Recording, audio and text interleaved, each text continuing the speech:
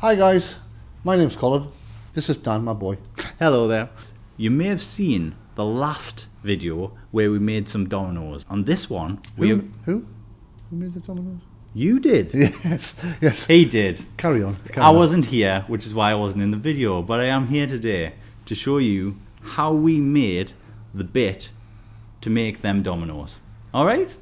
Yeah. First things first, we're going to remove this bearing. A few reasons for that. We don't want to damage it, is the main reason. Second reason is gives us a lot more access for when we are actually cutting the V grooves into the surface. It's also worth mentioning that we had these router bits just rattling around in the drawer, pretty much obsolete. They were ideal for testing out this project. We're over at Griff, our faithful grinder.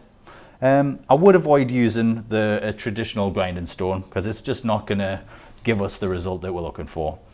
CBN wheel, cutting surface on both sides, is going to give us a nice clean V groove, which is what we're looking for.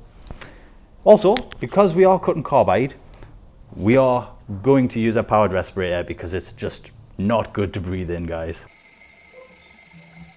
Okay, so we'll run the grinder up to full speed and switch it off and let it run down. We're hardly putting any pressure on when we make this cut. We're just touching it in. We're just trying to make some even grooves as we go down the radius of the cutter. This is about the cheapest grinder in the world, and it takes about 3 weeks to run down to zero. So when we switch it on, the weight of the CBN wheel keeps it running for quite some time, and it's more than enough. We don't want to be pressing on hard with this one at all. So for heaven's sake, don't go doing this with your best round over cutters. These were rubbish. The faces were chipped, and it was making some use out of something that was otherwise ready for the bin.